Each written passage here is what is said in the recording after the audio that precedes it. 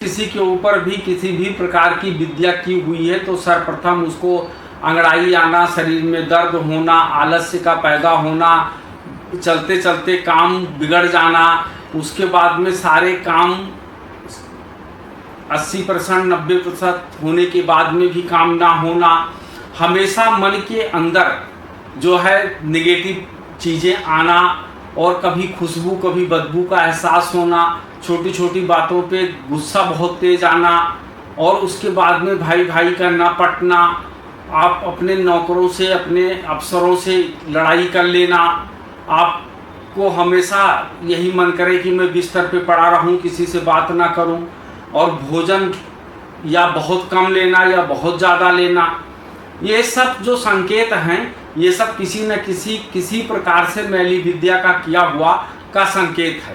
अगर ऐसा संकेत या सिम्पटम आपको मिल रहा है तो कृपया करके आपको जो मैं बता रहा हूँ ये उपाय करें। जय श्री राम।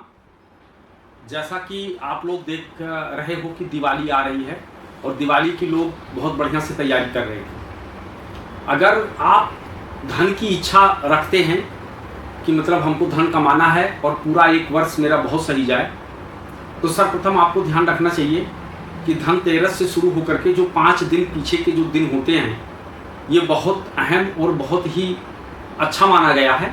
और ऐसे में क्या है कि 5 दिन महालक्ष्मी की पूजा करना है, सफ़ेद आसन बिछा करके और सफ़ेद वस्त्र धारण करके और कमल गट्टे की माला से माँ लक्ष्मी के मंत्रों का पूजन करो। कम से कम 11 माला प्रतिदिन करो रात्रि में, और उसमें शंख मत बजाना। पंचमेवा से माँ को भोग लगाएं और 5 दिन तक विधि विधान के साथ पूजा करें।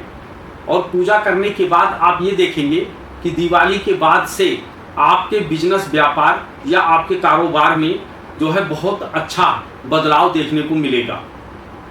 इसके साथ साथ में जैसा कि आप लोगों को पता होना चाहिए कि दीपावली जो है ये कब पड़ती है, ये अमावस्या को पड़ती है। और अमावस्या का जो दिन होता है यानी जो ये नक्षत्र होता है ये नक्षत्र पितरों का है और महीने में एक दिन बनाया गया है अमावस्या जो पितरों के लिए होता है। ऐसे में क्या होता है कि जब भी हमारे ऊपर किसी की कुदिश नज़र पड़ जाती है तो जादू टोना भूत प्रेत जो कुछ भी किया जाता है ये दिवाली की रात में जो है बहुत ज़्यादा किया जाता है। जैसे इसको 3 दिन ऐसा होता है कि ये बहुत अहम होता है। एक तो दिवाली, दूसरा जो है ग्रहण, और तीसरा जो होता है वो होता है होली। ऐसे में लोगों के ऊपर जंत्र मंत्र तंत्र का प्रयोग किया जाता है और जो भी मैली विद्याएं हैं उनको एक दूसरे के ऊपर छोड़ा जाता है और उससे उनके व्यापार से संबंधित चीज़ों में या उनके स्वास्थ्य को लेकर के या उनके परिवार को लेकर के कहीं ना कहीं व्यक्ति को हरासमेंट करने का काम किया जाता है। जैसा कि इस बात को ज्योतिष प्रमाणित नहीं करता है, लेकिन फिर भी लोक व्यवहारता में देखते हुए ऐसे बहुत सारे जीवंत उदाहरण व्यक्ति के सामने आता है।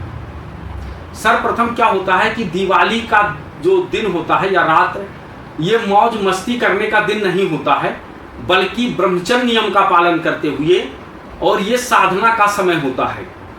उस समय पर अगर आप साधना कर रहे हैं और आप जाग रहे हैं और किसी भी मंत्र का जाप कर रहे हैं, उस समय पर क्या होगा कि आपके ऊपर अगर किसी भी विद्या का प्रयोग किया जाएगा तो सर्वप्रथम क्या है कि वो प्रयोग असफल हो जाएगा। लेकिन अगर किसी भाई के ऊपर ऐसा कुछ किया हुआ है और उनको आभास है कि मेरे ऊपर किसी ने कुछ किया है, तो उनको सर्वप्रथम क्या करना चाहिए कि उनको जो है नहा धो करके 8 बजे के बाद दीपावली के दिन, मतलब रात्रि में, दीपावली के रात्रि में 8 बजे के बाद ऐसे व्यक्ति को नहा धो करके काला लुंगी और ऊपर से काला एक गमछा और साथ साथ में कंबल का आसन, काला कंबल का आसन ले करके, और व्यक्ति को संकल्प लेना है कि हे माँ भवानी आदि शक्ति जगत जननी, मैं अमूक कार्य हेतु जो आपका काम है, आपका मैं कवच का पाठ कर रहा हूँ और इस पाठ से आप मेरा और मेरे परिवार का तथा मेरे धन जन और संपत्ति का आप रक्षा करें और किसी भी प्रकार की जो समस्या है इनको दूर करें। उसके बाद ऐसा करके आपको काली कवच का पाठ करना है और कम से कम ये पाठ जो है उस समय पर 108 पाठ आप जरूर करें। और सामने क्या है कि आप एक गिलास में जल रखें और पाठ करते रहें। जब आपका पाठ समाप्त हो जाए तो आपको क्या करना है कि जो गिलास का में पानी आप रखे थे उस पानी को आप पी जाएं, क्योंकि जो हमारी कैचिंग पावर जो होता है वो चंद्रमा ग्रह के अंदर होता है और चंद्रमा जो है जल का कारक है। इसलिए जब आप जल रख करके पाठ करेंगे तो जो वहाँ की अच्छी ऊर्जा है वो पानी अपने आप खींच लेगा, यानी कैच कर लेगा और उसके अंदर वो ऊर्जा समाहित हो जाएगी। और जब उस पानी को आप पी लेंगे तो आपका पूरा शरीर कीड़क हो जाएगा। और फिर कोई कितना भी जादू टोना भूत प्रेत करने की कोशिश करे तो आपके ऊपर कभी भी वो शक्ति जो है प्रवेश नहीं कर पाएगी, चाहे कैसा भी कोई करने वाला क्यों ना हो। और आपको इसका बहुत बड़ा फायदा मिलेगा। जो लोग दिवाली के दिन मौज मस्ती, मदिरापान या राक्षसी भोजन करते हैं उनका दिवाली बेकार हो जाता है, क्योंकि सबसे पहला नंबर ये एक ऐसा त्योहार है कि इस त्योहार में आप किसी भी प्रकार का कोई गलत चीज़ों का प्रयोग नहीं कर सकते, क्योंकि इस त्योहार को सबसे ज़्यादा अगर कोई ग्रह इसको प्रभावित करता है तो वो केतु करता है। क्योंकि दीपावली के दिन लोग दान करते हैं, अपने से छोटे या अपने घर के नौकर या अपने मित्रों को मिठाई, फल फूल, ड्राई फ्रूट, ऐसे बहुत सारी चीज़ें जो हैं वो दान करते हैं।